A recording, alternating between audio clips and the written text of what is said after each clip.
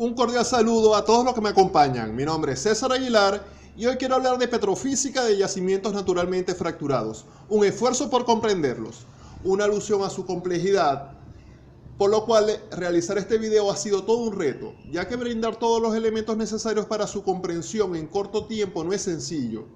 Sin embargo, los videos publicados hasta ahora en el canal estaban diseñados para llegar a este punto, generar una base sólida de los principios de medición e interpretación de registros de última generación para superar este desafiante reto. Por eso te recomiendo suscribirte al canal, para que te mantengas al tanto de las últimas tendencias, metodologías y herramientas.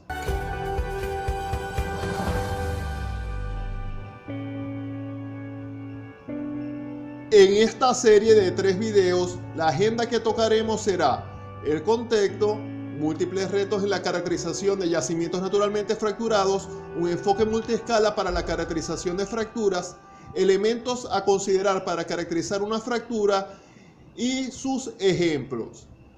Si ya tienes tu café, empecemos. Debemos entender el contexto, ya que los yacimientos carbonáticos son el producto fosilizado de la actividad biológica que tomó lugar en ambientes marinos, someros con temperaturas de aguas cálidas. Son el resultado de crecimientos de organismos de tamaño y naturalezas diversas. Bacterias, gastrópodos, foraminíferos, conchas de ruditos.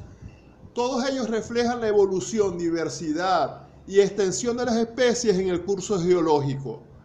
En adición a la alta diversidad inicial, tenemos una gran variedad de transformaciones que han sufrido estos sedimentos a través del tiempo. Este proceso de diagénesis que altera las propiedades iniciales de estos yacimientos. Aun cuando también existen yacimientos naturalmente fracturados en areniscas y rocas igneometamórficas, la gran mayoría se encuentran en carbonatos. Los yacimientos carbonáticos están distribuidos a lo largo de las diferentes cuencas petrolíferas en el mundo y poseen gran parte de las reservas de hidrocarburos existentes. Aquí tenemos un extraordinario trabajo de generación de una base de datos de 29.275 yacimientos de areniscas y carbonatos, cuya distribución a lo largo de todo el mundo puede ser observada en el mapa en la parte superior derecha. Se muestran dos colores de porosidad y permeabilidad. En la parte superior está el de areniscas y en la parte inferior el de carbonatos, con la finalidad de establecer algunas comparaciones generales.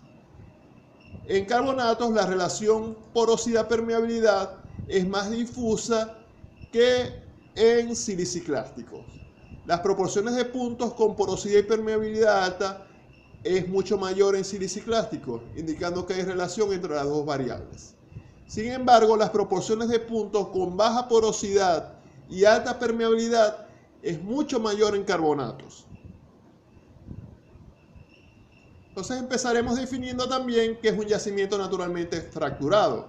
Ejemplo, de acuerdo a Aguilera, un yacimiento naturalmente fracturado es aquel que presenta presencia de fracturas naturales que pueden estar afectando positiva o negativamente al flujo.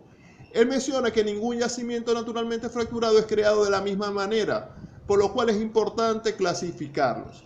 Aplicar las mismas prácticas a un yacimiento naturalmente fracturado solamente porque fueron exitosas en otro conducirá inevitablemente al fracaso. Bratton también menciona que los efectos de las fracturas sobre los yacimientos generalmente se desconocen o se subestiman, por lo cual es necesario estudiarlas a mayor detalle. Entonces el problema es cómo caracterizar petrofísicamente yacimientos naturalmente fracturados, disminuyendo la incertidumbre asociada a la alta heterogeneidad en sistemas de doble y triple porosidad, removiendo el riesgo de usar un único exponente de cementación, realizar cálculos adecuados de reserva, definir las mejores zonas para perforar o completar pozos, delinear óptimamente proyectos de recuperación mejorada y realizar un plan óptimo de explotación de estos yacimientos. Tenemos toda una serie de interrogantes. Ejemplo, ¿cómo es la geometría de la fractura? ¿Cuál es su dirección, longitud, altura? ¿Cómo estas contribuyen a la producción? Esto va a estar enmarcado en función de la apertura y permeabilidad que tengan esas fracturas. Pero también es importante conocer que también conectadas están, porque eso va a incidir en lo que es el volumen y pozos y su trayectoria al momento de ser perforados. Debemos entender cuál es su origen, cómo es su comportamiento, para entender su heterogeneidad y cómo ellas afectan las propiedades multifásicas. Debemos entender cuáles son las propiedades mecánicas de las fracturas y de la roca que las rodea, para poder saber las mejores técnicas de perforación, cañoneo, cómo estimular un pozo. En resumen, no es suficiente con identificar la presencia de fracturas.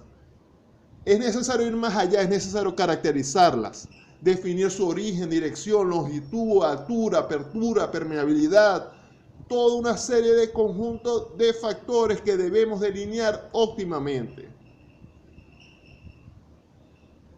Entonces, ¿cómo integraremos efectivamente diversas fuentes de información? No nos cansaremos de repetir la necesidad de realizar flujos de trabajo integrales entre las diferentes disciplinas de las geociencias, pero en YNF, yacimientos naturalmente fracturados, es absolutamente fundamental el uso de diversas fuentes de información con sus escalas inherentes para poder realizar un plan óptimo de explotación de nuestros yacimientos. Claro que no es sencillo, pero es la única forma de garantizar un resultado representativo.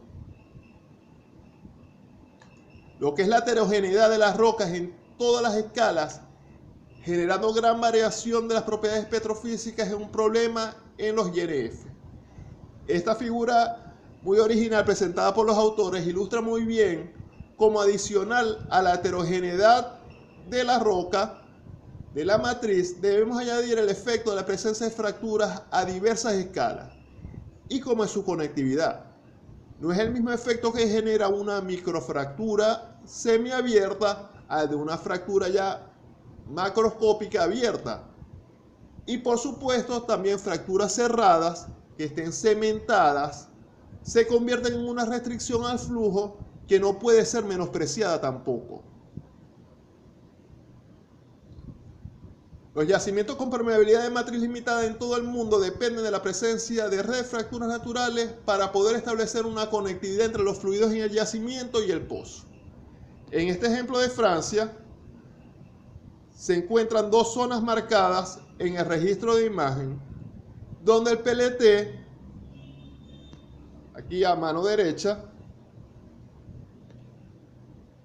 muestran contribuciones al flujo. En el registro de imágenes se ve que son zonas que están marcadamente diferentes al resto del intervalo. Tenemos lo que es una reducción importante del ROBI. También tenemos que el registro caliper en las dos zonas aumenta en forma significativa, señal de que la zona colapsó mecánicamente. También hay un incremento del DT compresional y de corte en la primera zona porque el registro no llega hasta la segunda zona. Todas estas señales indican que hay fracturas en la zona y son las que aportan al flujo. El colapso mecánico deja de manifiesto la dificultad para recobrar un núcleo en las zonas altamente fracturadas en un YNF. En yacimientos carbonáticos, la porosidad secundaria en muchas ocasiones es la encargada de gran parte del almacenaje de los hidrocarburos. Las secciones finas de la tomografía 3D que están acá indican que hay bugas, que son zonas donde se disuelve la matriz, generando cavidades las cuales se encuentran aisladas entre sí, y también se observa algunas microfracturas que están semiabiertas. Acá, también acá.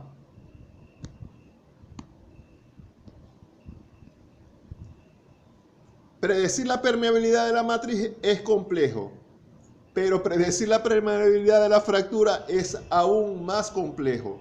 La permeabilidad de una fractura depende de qué tan abierta, de la apertura de la misma y del grado de interconexión con otras fracturas, en función del espaciamiento que tenga una fractura con las fracturas que las rodean.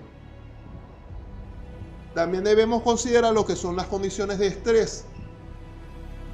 En esta genial ilustración se observa cómo es necesario conocer la dirección de las diferentes fracturas. En que acá tenemos un gráfico de Rosetta que nos indican que las fracturas van en esta dirección. Y mientras arriba en la parte superior solamente está esa familia de fracturas, acá que vemos dos familias de fractura, vemos que hay interconexión entre las diferentes familias de fracturas. Para la determinación precisa de la porosidad en yacimientos carbonáticos se requiere una caracterización mineralógica completa. Estimaciones litológicas imprecisas impactan sobre lo que es el cálculo de porosidad. Acá en este ejemplo podemos apreciar la presencia de nódulos pequeños de anhidrita en el registro de imágenes, perfectamente corroborado en el núcleo, y que incorporarla en el modelo genera un cambio de hasta 3% de porosidad, aunque en este caso solamente estamos hablando de muy pequeños volúmenes de anhidrita. El factor de cementación influencia el valor de la saturación de agua. También debemos considerar lo que son las pérdidas de lodo en fallas y fracturas abiertas que puede poner en riesgo la continuidad operacional. En este ejemplo del Medio Oriente, en la parte superior en puntos rojos se ubican las profundidades donde hay pérdida de lodo. En la parte inferior se ubican las zonas donde hay presencia de fracturas abiertas y semiabiertas determinadas a partir del registro de imágenes. Se puede observar que hay un vínculo entre las zonas que tienen fractura y donde hay pérdidas de lodo. Entonces, ¿cuál es la solución? La solución es un enfoque multiescala que considera la naturaleza fractal de las fracturas y metodologías avanzadas de caracterización. Usar microtomografía 3D, secciones finas, SEM, registro de imágenes, sónico y polar, todo integrado junto con metodologías de última generación. Si te gustó el video, no olvides compartirlo para que más personas puedan comprender los retos inherentes a un yacimiento naturalmente fracturado. Y suscríbete al canal para que recibas al instante notificaciones de cuando nuevo material sea compartido. Mi nombre es César Aguilar y nos vemos en el próximo video.